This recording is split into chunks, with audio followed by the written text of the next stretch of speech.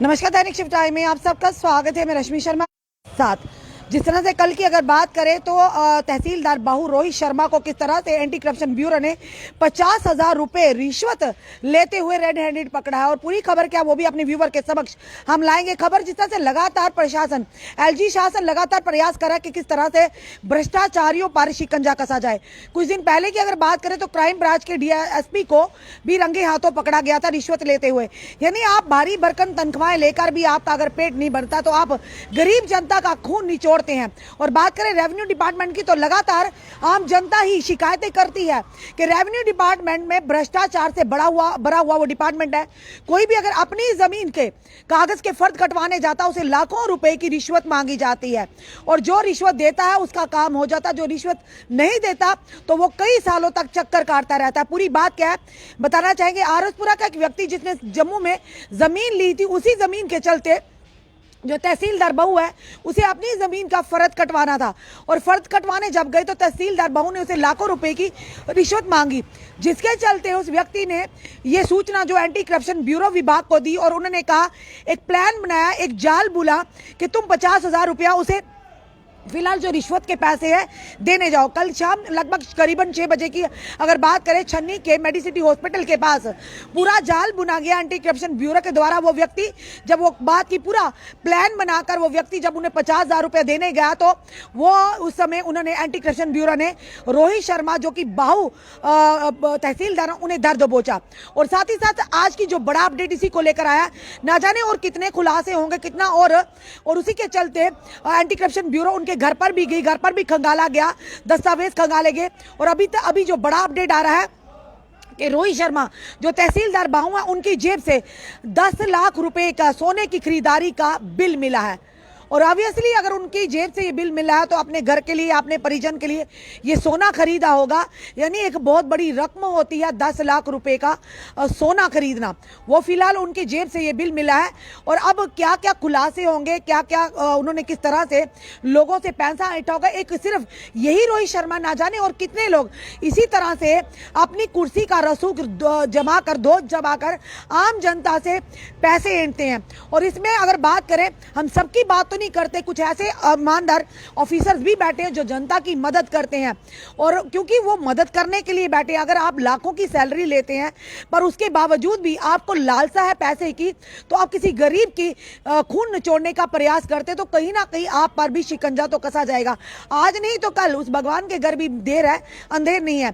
पर लगातार आम जनता से भी उनकी भी प्रशंसा करेंगे जो लोग इन सारे केसेस को एंटी करप्शन ब्यूरो तक लाते हैं, क्योंकि लगातार आप देखती है भ्रष्टाचार का अड्डा बनता जा रहा है। जम्मू की अगर बात करें, रिक्रूटमेंट की बात करें तो लाखों करोड़ का घपला उसमें भी। अगर रेवेन्यू डिपार्टमेंट की बात करें तो लाखों लोगों को लाखों रुपए उनसे ऐंठे जाते उन्हीं के काम के द्वारा, जो काम वाकई जेन्युइन हो। तो ये आरसपुरा का एक व्यक्ति था जिसने फर्द कटवाना था, अपनी जमीन जो ली हुई थी जम्मू सिटी वाली साइड। तो उन्होंने जब फर्द कटवाने गए तो उन्होंने 1 लाख रुपया डिमांड की उस व्यक्ति से।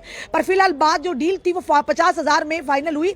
और 50,000 देने के जब उन्हें ये देखा कि अपनी जमीन के फर्द कटवाने के 1 लाख रुपए बहुत तहसीलदार जो मांग रहे। पर सवाल ये कि तहसीलदार अगर बाहू की बात करें तो जब कोरोना काल था तो काफी सारा काम उन्होंने किया, लोगों ने उनकी प्रशंसा की थी, वहां के उन्हें सर्टिफिकेट भी दिए गए थे। पर सवाल ये, ऐसी क्या लालसा आन पड़ी रोहित शर्मा जी को, अपना पूरी क्रेडिबिलिटी पर ही एक सवालिया निशान खड़ा कर दिया।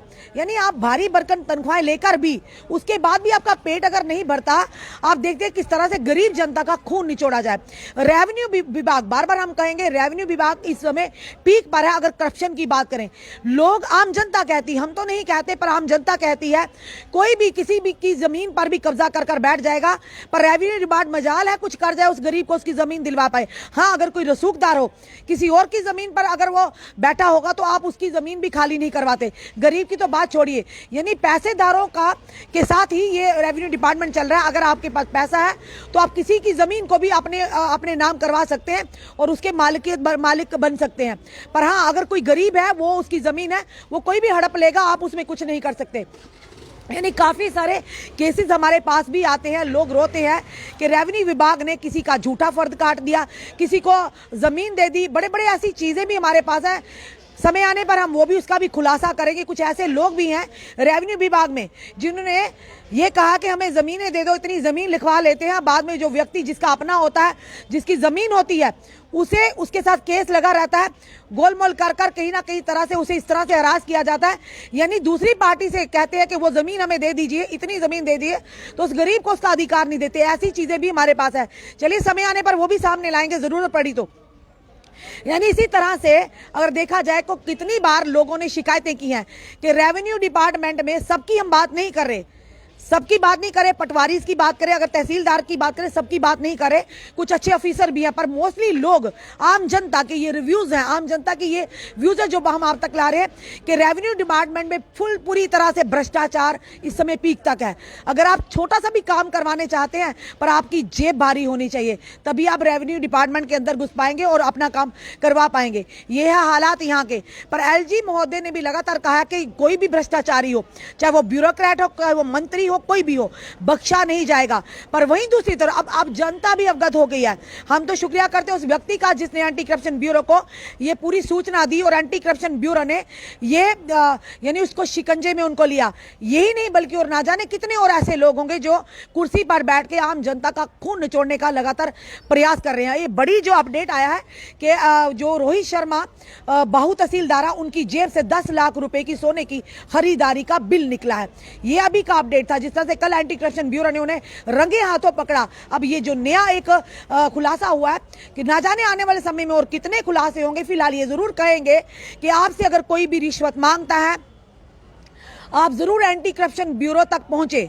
अगर आप वहां तक नहीं पहुंच सकते, आप हम तक पहुंचिए, हम जरूर आपकी बात उन तक पहुंचाएंगे। और अब एंटी करप्शन ब्यूरो ने पूरा बीड़ा ठाना इन भ्रष्टाचारियों को, किस तरह से इन पर लगाम कसनी, किस तरह से इन्हें एक्सपोज करना। और लगातार अब इस तरह की चीजें भी सामने आ रही है कि जनता का विश्वास बढ़ता जा रहा है कि वाहिद एक एंटी करप्शन ब्यूरो और ऐसी एजेंसीज है वो लगातार इन भ्रष्टाचारियों को एक्सपोज कर रही है और इन पर लगाम कस रही है। आए दिन इस तरह के केसेस आप देख रहे हैं। कुछ दिन पहले की अगर बात करें, फिर से याद करवा दे, डीआईएसपी जो कि क्राइम ब्रांच के थे, उन पर भी इसी तरह से शिकंजा कसा गया था। हम ये कहेंगे well done anti corruption bureau, ACB बहुत बढ़िया काम कर रहे हैं। और हम आगे भी आने वाले समय में जनता से निवेदन करेंगे, आप एंटी करप्शन ब्यूरो का सहारा लीजिए। एंटी करप्शन ब्यूरो इनकी नाक में नकेल डालने के लिए सक्षम है। जो लोग अपनी कुर्सियों पर बैठते हैं पर भूल जाते हैं जिन लोगों से आप पैसा ले रहे हैं, उन पैसों के साथ साथ आप उन लोगों की आहें भी ले रहे हैं, उन लोगों की बददुआएं भी ले रहे हैं, जो कहीं ना कहीं आपको उनका खमियाजा एक दिन भुगतना पड़ सकता है। और ये था अभी तक का अपडेट। इस वीडियो को देखकर आप क्या कहेंगे? अपने कमेंट, अपने सुझाव हमें जरूर दीजिए। और आप भी सतर्क रहिए। अगर आपसे भी कोई रिश्वत मांगता है किसी भी विभाग का, आप अगर पुलिस तक नहीं जा पाते या नहीं जाना चाहते, आप हम तक वो बात लाइए, हम आपकी जरूर मदद करेंगे ऐसे लोगों को एक्सपोज करने में। जुड़े रहिए ऐसे हमारे साथ अगले अपडेट के लिए। जय हिंद, जय भारत।